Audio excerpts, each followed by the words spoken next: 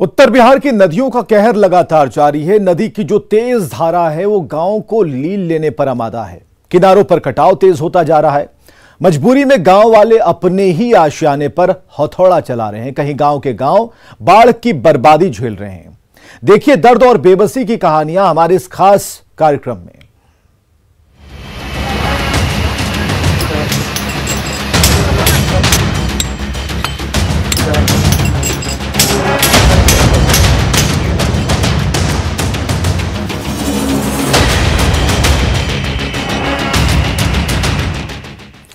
तो बाढ़ हर बार तबाही के कुछ ऐसे निशान छोड़ जाता है जो प्रभावितों के लिए जिंदगी भर का दर्द बन जाता है। पूर्णिया में गंडक नदी ने पिछले कुछ दिनों में ऐसी ही तबाही मचाई है। नदी की तेज धारा के खौफ से लोग अब अपना सब कुछ छोड़कर पीछे हटते जा रहे हैं, लेकिन गंडक की तेज धारा किनारों का कटाव कर उनका पीछा कर रही है। मजबूरी में लोगों को खुद अपने बनाए आशियाने पर हथौड़ा चलाना पड़ रहा है।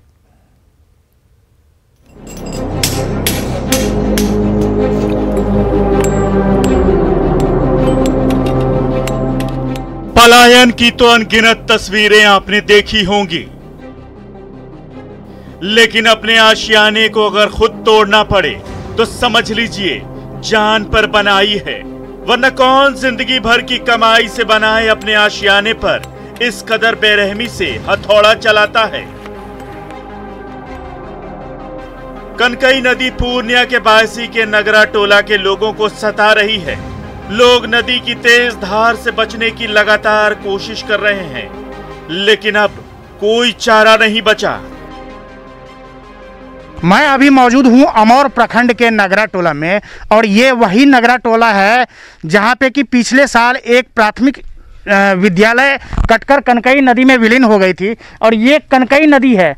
अब देख सकते हैं कि ये घर के जस्ट बगल में 10 मीटर बगल में ये कनकई नदी है जो हर साल कहर बरपाती है, और जिस कारण से यहाँ के लोग अपना घर तोड़ के सुरक्षित स्थलों पे पलायन करने के लिए मजबूर हैं। बरसात के मौसम में इस बार फिर कनकई नदी का कटाव शुरू हो गया है, लिहाजा कई जगहों से लोग अपना आशियाना तोड़कर पलायन कर रहे हैं। अपने ही पक्के मकान को हथौड़े और कुल्हाड़ी से तोड़ रहे हैं। क्या करें, अगर नहीं तोड़ा तो नदी लील जाएगी, इसलिए जो कुछ बच सकता है बचाने की कोशिश है। लेकिन अपने आशियाने को इस कदर खुद तोड़ने का दर्द क्या होता है, कोई इनसे पूछे। घर नहीं तोड़िएगा तो उस टाइम में ऐसा होता है कि जान बचाना भी मुश्किल हो जाता है। तो इंसान सामान संभाले कि अपनी जान बचाए। बाल बच्चा के साथ रहना यहाँ बहुत मुश्किल पड़ जाता है। ऐसा वक्त होता है इसका ये कटाव जब होता है यहाँ पे, और ऐसा कहर होता है इस नदी में, ऐसा लगता है जैसे कि कोई सुनामी आ गया हो यहाँ पे। तो कितने लोग घर तोड़ के यहाँ से पलायन किए हैं? यहाँ से तो कम से कम 100-150 लोग अभी अलग अलग हो गए हैं। जो मतलब बह गए पिछले साल, वो कहीं और चले गए हैं। कुछ लोग जा रहे हैं अभी इसी घर को देख रहे हैं आप। ये भी घर तोड़ करके कहीं और जगह जा रहे हैं, ऊंची जगह पे। हाँ, अपने हाथों से बनाए थे। तो क्यों तोड़ रहे हैं? नदी आ गया बगल में, इसीलिए तोड़ रहे हैं कि परेशानी उस टाइम हो जाएगा। और हाँ, हर साल बस इसका यही काम है, जो नदी बगल में आता है और जो हम लोगों को परेशानी हो जाता है घर तोड़ लेते हैं। बुजुर्ग से लेकर बच्चों तक की आंखों में अनजाना दहशत है। न जाने कब कनकई नदी प्रलय लेकर आए और इनके घरों को समेट ले जाए। मजबूरी ऐसी है कि नदी किनारे खुले में जैसे तैसे शेड डालकर खाना बनाने का इंतजाम किया गया है। बहुत बुरा हालत है, तो कैसा नहीं घर द्वार तोड़ी के अग्निमा का लद्दी में पानी आबी से यहाँ रहलो नहीं जी छी। तो कैसे रहते हैं बच्चों को लेके? रोड पर कुछ प्लास्टिक देकर। प्रशासन की तरफ से कभी खोज नहीं है? नहीं, कोई खोज खबर नहीं है। नहीं, 3 साल कहाँ कुछ खबर। कब से ये नदी कट रहा है? 17 से। पहले कितना दूर था नदी? बहुत दूर था। तो बहुत दूर से कट के यहाँ आ गया है। हाँ। तो हर साल यही हालत होता है? हाँ, हर साल। कनकई नदी का यह कहर आज कोई नया नहीं है। इससे पहले कनकई नदी ने नगरा टोला गांव में 2017 और 2020 में भारी तबाही मचाई थी। गांव के प्राथमिक स्कूल समेत करीब 70 घर कटकर नदी में समा गए थे। इस बार कनकई नदी घर के नजदीक आ गई है। सैलाब और कटाव के कहर से बचने के लिए गांव के लोग अपने ही बनाए घरों को तोड़कर सुरक्षित जगह की तलाश में जा रहे हैं। अगर घर नहीं तोड़ेंगे तो 1 महीने बाद यही घर नदी में समा जाएगा और घर के साथ इसमें मौजूद हर चीज खत्म हो जाएगी। नदी का हालात जो है, पिछले साल बाढ़ आया, बाढ़ में यहाँ पे स्कूल था 3 रूम का, वो स्कूल ढह करके गिर गया। ये पूरा 100-150 घर था स्कूल का पीछे आगे में, वो घर भी गिर गया। यहाँ कोई सुविधा नहीं है, कोई नाव नहीं है, कुछ नहीं है। अभी हम लोग जैसे जहाँ मर्जी वहाँ तिरपाल डाल करके, जुग्गी डाल करके रह रहे हैं। हम लोगों को कोई सुविधा कुछ नहीं मिलता है यहाँ पर, एगो प्लास्टिक तक नहीं मिलता है। यहाँ का ऐसा स्थिति है, कोई लाभ नहीं मिलता है हम लोगों को। प्रशासन कोई सुनवाई नहीं करता है। सोनापुर से लेकर जो बंगाल और बिहार का जो बॉर्डर है किशनगंज डिस्ट्रिक्ट का, वहाँ से लेकर फॉरबिसगंज तक लगभग 100 किलोमीटर की चौड़ाई में जितनी नदियाँ बहती हैं, चाहे मानंदा हो, पनार हो, कनकई हो, ढोक हो, मेची हो, ये सारी नदियाँ आकर के अमोर बैसा में सिर्फ 10 से 15 किलोमीटर में समाहित हो जाती हैं। और जिसके नदियों में जो कटाव है वहाँ पर पिछले 2016-17 से लेकर इस वक्त तक तकरीबन 2000 से ज़्यादा लोग विस्थापित हुए हैं, नदियों के किनारे कटे हैं। यही मामला बहादुरगंज विधानसभा का भी है, यही मामला कोचाधामन विधानसभा का भी, कि किशनगंज और जोकी का भी यही हाल है। दरअसल नेपाल और बंगाल से होकर सोनापुर से फारबिसगंज तक बहने वाली सभी नदियां आकर अमौर और बायसी में मिलती हैं। इस कारण यहां सबसे अधिक कटाव होता है। स्थानीय लोगों के मुताबिक नदी पिछले कई सालों से गांव की तरफ बढ़ती आ रही है। ऐसे में हर साल लोगों को थोड़ा पीछे की तरफ खिसकना पड़ता है। स्थानीय भाषा में इसे नदी का पीछा करना कहा जाता है, यानी नदी हर साल गांव की तरफ बढ़ती है और गांव वालों को पीछे की तरफ खिसकना पड़ता है। लेकिन जब पीछे हटने की जगह नहीं बचती तो लोगों को मजबूरी में अपना घर-बार तोड़कर कहीं और शिफ्ट होना पड़ता है। अमौर के विधायक और AIMIM के प्रदेश अध्यक्ष अख्तरुल ईमान का कहना है कि कटाव की यह घटना पिछले कई सालों से हो रही है और सदन में कई बार मामला उठाए जाने के बावजूद सरकार स्थानीय लोगों की परेशानियों पर ध्यान नहीं देती। ये जो कटे हैं 2000 सिर्फ उस क्षेत्र में, उन विस्थापितों को जो सरकारी नियमावली है, आपदा नियमावली जो बिहार सरकार की है और सेंटर की है, वो ये है कि घर कटने पर इतनी राशि मिलेगी, मवेशी के मरने पर इतनी राशि मिलेगी, डूबकर मिलने वालों को इतनी राशि मिलेगी, कोई राशि अब तक नहीं मिल पाई। खेद का विषय ये तो ये है कि जो लोग विस्थापित हुए उन लोगों को, वो लोग जहाँ पर बसे उनको पीने का साफ पानी तक नहीं दिया गया। उनके नाम पर हजारों करोड़ों रुपये ठगी का काम किया गया है और इस वक्त तकरीबन 70 जगहों पर कटाव है चिन्हित, पिछले साल हुए हैं। उसको हम लोगों ने सदन में उठाया, माननीय मुख्यमंत्री जी के समक्ष पेश किया, सदन में बात रखी, कंसर्निंग मिनिस्टर से और कमिश्नर से जाकर के बात की है। अभी जाकर के मैंने आपदा सचिव से भी और फ्लड के जो सचिव हैं उससे भी जाकर के हमने मामला दिया है। इंजीनियर और चीफ इंजीनियर तक हम लोगों ने सब लोगों तक बात पहुंचाई है, लेकिन ढाक के वही 3 पार। विधायक अख्तरुल ईमान का कहना है कि सरकार के अलावा स्थानीय अधिकारी भी लोगों की परेशानियों से अनजान बने हुए हैं। ऐसे में लोगों के लिए खुद अपनी सुरक्षा करने के सिवा और कोई चारा नहीं, क्योंकि बरसात तो अभी शुरू हुई है और प्रलय कभी भी आ सकती है। अपने ही बनाए आशियाने को तोड़कर लोग सुरक्षित स्थलों के लिए पलायन कर रहे हैं। ये एक छोटे से शेड में बैठ के खाना बना रहे हैं, लेकिन आज तक प्रशासन के द्वारा या जो जनप्रतिनिधि हैं उनके द्वारा इन लोगों की कोई खोज खबर नहीं ली गई।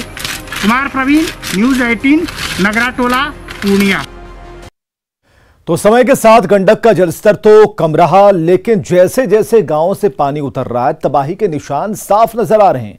कहीं घर बाढ़ में समा गया तो कहीं गंडक नदी सड़क को ही लील गई। गंडक की गाद हर तरफ पसरी हुई है। सड़क से लेकर मंदिर और मंदिर से लेकर घर, सब कुछ मानो मिट्टी और रेत के मलबे में तब्दील हो गया है।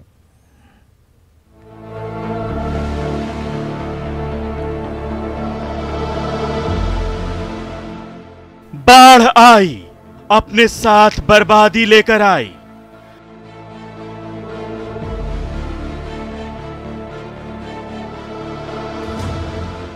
कहीं गाड़ी पानी में डूबी तो कहीं घर पानी में समा गए। गोपालगंज में गंडक की धार में गांव के गांव बह गए। हालात इस कदर बेकाबू हो गए कि लोगों को मचान बनाकर जान बचानी पड़ी। घर में न खाने को अनाज बच सका, न पानी। अब जब गंडक का पानी धीरे धीरे उतर रहा है तो अपने साथ लाई तबाही के निशान पीछे छोड़ रहा है। बाढ़ आई, अपने पीछे त्रासदी लाई। अभी हम सदर प्रखंड के जगरी टोला में हैं और आप देखेंगे यहाँ पर कि अभी बाढ़ का पानी जब कम हुआ है तो गंडक की जो पानी की वजह से यहाँ पर देखिए गाद जो है किस कदर गांव में हर तरफ फैल गया है। और हम आपको दिखाना चाहते हैं वह घर देखिए जहाँ कभी यहाँ पर खुशहाली हुआ करती थी, लेकिन आज यहाँ की झोपड़ियाँ और यहाँ के गिरे हुए झोपड़ियों का जो छत है वो दिखाता है कि यहाँ पर गंडक का कहर कितना लोगों को झेलना पड़ा होगा। गंडक के तेज बहाव की वजह से सब कुछ यहाँ पर ख़त्म हो गया है। यहाँ पर जो मवेशियों का खूट लगाया गया था, यहाँ मवेशी बांधा जाता था, वो कुछ भी यहाँ पर नहीं है। केवल यहाँ पर गंडक का जो मिट्टी है वो दिखाई दे रहा है। यहाँ पर गंडक का जल स्तर तो कम हो गया, लेकिन बाढ़ का कहर अब सामने आ रहा है। गंडक की मिट्टी और बालू ने सब कुछ तबाह कर डाला है। गोपालगंज सदर प्रखंड के जंगली टोला के वार्ड नंबर 4 की स्थिति देखिए। झोपड़ी, घर, मंदिर सब कुछ जैसे गंडक की गाद के मिट्टी बालू से भर गया है। हर जगह बस मिट्टी ही मिट्टी है। यहाँ बने घर अब पानी में समा चुके हैं। इस जगह लोगों के रहने का ठिकाना हुआ करता था, लेकिन अब बस झोपड़ियों के निशान बचे हैं। जानवर बांधने की जगह अब बस मिट्टी ही मिट्टी है। गंडक की गाद ने सब कुछ जमींदोज कर डाला है।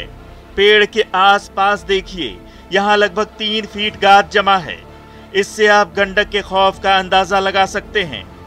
पीपल के इस पेड़ के नीचे विधायक मद से चबूतरा का निर्माण कराया गया था, जहाँ गांव के लोग फुर्सत में बैठते थे। यहाँ दर्जनों झोपड़ियां भी थी, लेकिन अब बस इसके निशान बचे हैं। गंडक की आफत में आसपास के 6 प्रखंडों के 42 से ज्यादा गांव बाढ़ की तबाही झेल रहे थे, जिनमें लगभग 16,000 की आबादी प्रभावित हुई है। सदर प्रखंड के 1 दर्जन से ज्यादा गांवों की सड़कों पर कीचड़ है। इन सड़कों पर चलना भी मुश्किल है।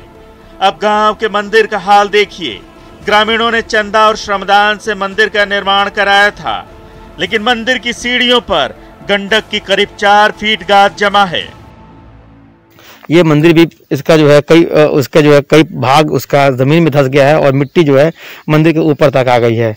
यहाँ पर जो गंडक का जो पानी है फिर कई दिनों से यहाँ पर था, जिसकी वजह से सदर प्रखंड का यह इलाका है जंगली टोला वार्ड नंबर 4 है, जहाँ पर कि अब थोड़ी सी लोगों को राहत मिली है और गंडक का जलस्तर कम हुआ है। तो लेकिन यहाँ पर ये दिखाने के लिए काफ़ी है कि कितना गंडक का यहाँ पर असर रहा होगा। और जो झोपड़ियाँ हैं वो झोपड़ियाँ जो है अब पूरी तरह से मलबे में तब्दील हो गई हैं और गंडक का जो मिट्टी है और जो गाद है वो सड़कों पर अब दिख रहा है। तो गोपालगंज में गंडक का कहर का ये नामो निशान ही अब बाकी रह गया है और घरों के जो खुशहाली है वो ख़त्म हो गई है। मुकेश कुमार, न्यूज़ 18, गोपालगंज। नेपाल के तराई क्षेत्रों में फिर से शुरू हुई बारिश ने बगहा में निचले इलाकों में रह रहे लोगों की नींद हराम कर दी है। पिछले कुछ दिनों में कम हुए जलस्तर से जो राहत मिली थी वो बारिश के कारण एक बार फिर से बढ़ गई। तटबंधों पर दबाव बढ़ना शुरू हो गया। डर और खौफ के मारे जो गांव वाले हैं वो त्राही त्राही कर रहे हैं।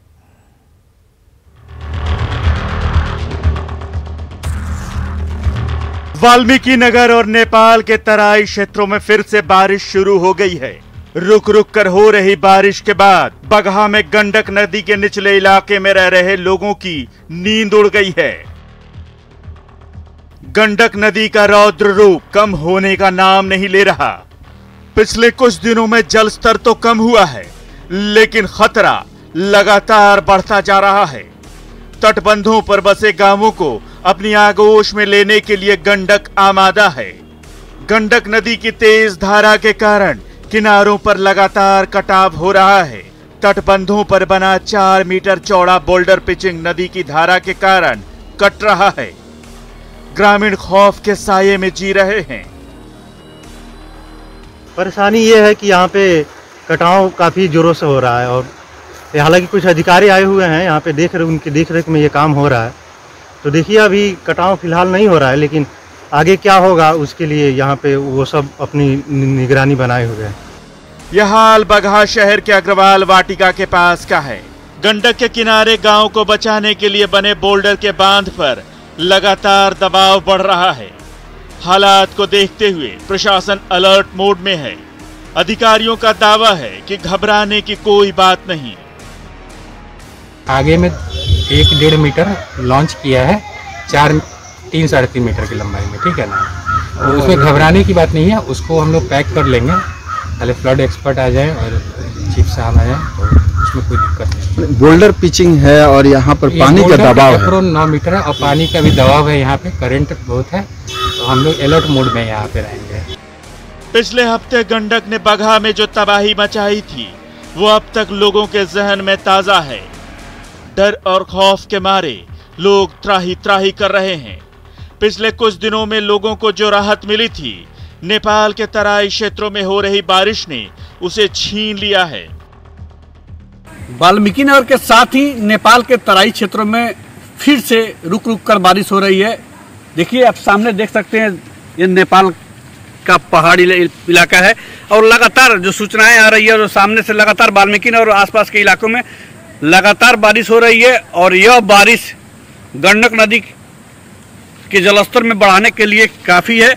और हाल के दिनों में बात करें तो अभी आज का अपडेट है कि धीरे धीरे गंडक नदी के जलस्तर में मामूली सी वृद्धि शुरू हो गई है। अगर बारिश लगातार ऐसे ही अगर होते रहा और फिर लगातार बारिश हुई तो गंडक नदी के जलस्तर में फिर से एक बार वृद्धि की आशंका व्यक्त की जा रही है। तो यह बारिश आने वाले दिनों में उत्तर बिहार के लिए फिर से मुसीबत साबित हो सकती है। बारिश के कारण वाल्मीकि नगर गंडक बैराज पर नदी के जलस्तर में वृद्धि दर्ज की गई है। वाल्मीकि नगर बैराज से गंडक नदी में सुबह 77,000 क्यूसेक पानी डिस्चार्ज हो रहा था, वो बढ़कर दोपहर 2 बजे 1,02,000 क्यूसेक तक पहुंच गया। उम्मीद की जा रही है कि बारिश जल्द थमेगी ताकि लोगों को राहत मिल सके। बगहा से मुन्ना राज के साथ ब्यूरो रिपोर्ट, न्यूज़ 18। और इधर भागलपुर में गंगा का रौद्र रूप दिख रहा है। बारिश के कारण गंगा की धारा इतनी तूफानी हो गई कि गांव से लेकर सड़क तक नामो निशान मिटाने पर तुली हुई है। नदी की तेज धारा के कारण देखते ही देखते कंक्रीट की सड़क गंगा में समा गई और दक्षिणी तट पर बसे गांवों पर कटाव का खतरा बढ़ गया है।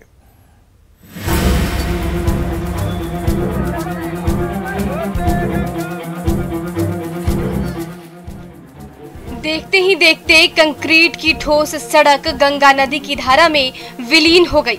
ये देखिए, पहले नींव से टूटकर छोटा सा टुकड़ा पानी में गिरा, फिर नींव का बड़ा हिस्सा गंगा में समाया और उसके बाद तो सड़क का विशालकाय हिस्सा भर भरा कर पानी में गायब हो गया। तो वहां मौजूद ग्रामीण ये नजारा देखकर चिल्ला पड़े। यहाँ पे कटाव का बहुत एक्सेस जा रहा है। अब किस रास्ते से जाएगा ये गांव वाले को पता नहीं है। अगर दूसरा रास्ते न है कोई जाने का, इधर से जो कटा जमीन उतर ले तो है हम लोग से खेलो कमेलो से आहे कटी का फिर हमरा से नजर में हमरा से रहे सर। सबौर प्रखंड के बाबूपुर से निकली ये सड़क संत नगर से गुजरते हुए दर्जनों पंचायतों को सीधे नेशनल हाईवे नंबर 80 से जोड़ती है। रोजाना हजारों ग्रामीण इस सड़क से होकर भागलपुर आते जाते हैं, लेकिन गंगा नदी ने इस सड़क की ऐसी हालत कर दी कि नीचे की नींव ही खिसक गई और पूरी की पूरी सड़क का अस्तित्व ही खतरे में पड़ गया। क्योंकि हम लोग रहे आज 3 साल से कोई भी एमपी विधायक एमपी आता है उनको भी कहते हैं हम लोग, लेकिन हाँ हो जाएगा, लेकिन अभी तक कोई सुनवाई हम लोग का नहीं हुआ है। पंचायत के लिए कटाव जारी है। गंगा नदी में हाल के दिनों में ऐसा उफान आया कि सड़क का 200 मीटर से भी ज्यादा बड़ा हिस्सा तहस नहस हो गया। गंगा नदी की तूफानी धारा हर दिन सड़क के नीचे की नींव काट रही है। रोजाना कंक्रीट की ये सड़क टुकड़े टुकड़े होकर अथाह पानी में समाती जा रही है और गांव वाले अपनी आंखों के सामने तबाही का ये मंजर देखते रह जाते हैं। गंगा नदी की उफनती धारा ने सबौर के गांव-गांव को जोड़ने वाली इस महत्वपूर्ण सड़क की ऐसी हालत कर दी कि अब बाहर आने जाने के लिए कोई रास्ता ही नहीं बचा। आशीष, न्यूज़ 18 भागलपुर। और नालंदा में बाढ़ के पानी से उफनती जुरायन नदी तबाही मचा रही है। नदी ने बरहोग गांव को पानी पानी कर दिया। गांव वाले घर गृहस्थी का बचा खुचा जो सामान था उसे समेटकर सुरक्षित ठिकाने की ओर निकल रहे हैं।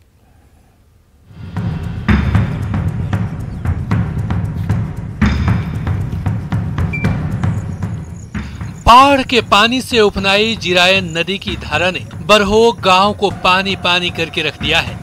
क्या गली, क्या मोहल्ला, तबाही की बाढ़ ने घर आंगन का भी नामो निशान मिटा कर रख दिया है। राम बालक राम का घरौंदा भी पानी में तहस नहस हो गया।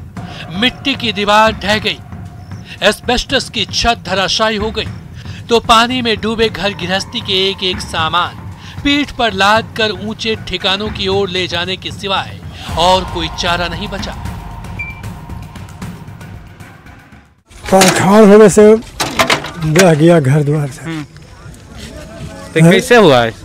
खाल होने से घर भस गया। कितना लोग रहते थे इसमें? 10 परिवार। अच्छा सर, नदी का पानी ज़्यादा आने से, खूब बारिश होने से हमारा घर डूब गया है और सारे परिवार है दूध केनर में रहते हैं और बाकी सब परिवार जिधर तिधर भिजा दिए हैं औरत पानी को। मॉनसून के मौसम में जब बाढ़ के पानी से जिरायन नदी लबालब हो जाती है तो आसपास के गांव में ऐसी तबाही मचाती है कि दर्जनों गांव और सैकड़ों घर तहस नहस हो जाते हैं। इस साल भी जिरायन नदी में ऐसा उफान आया कि बिंद प्रखंड के गांव-गांव पानी में डूब गए। हजारों ग्रामीणों के सिर से छत गायब हो गई। मजबूरन बाढ़ पीड़ितों को पानी में बचा खुचा सामान समेटकर सुरक्षित ठिकाने में शरण लेनी पड़ रही है। दिक्कत तो है सर कि घर हर समय बनाते हैं डूब जाता है, वर्षा पड़ता हर समय गिर जाता है। तो हर बार गिरता है तो एक बार पक्का मकान नहीं मिलता है? नहीं, पक्का मकान नहीं मिलता है। हर साल तबाही की बाढ़ से जूझना, लड़ना और सब कुछ गंवाना नालंदा के ग्रामीणों की यही नियति बन गई है। पानी कम होता है तो फिर से तिनका जोड़कर घरौंदा बनाते हैं, लेकिन जब फिर से बाढ़ का पानी तबाही मचाता है तो उनका आशियाना फिर से पानी पानी हो जाता है। अभिषेक कुमार, न्यूज़ 18 नालंदा। तो इस खास कार्यक्रम में फिलहाल इतना ही। कल फिर होंगे हाजिर। देखते रहिए न्यूज़ 18 बिहार झारखंड।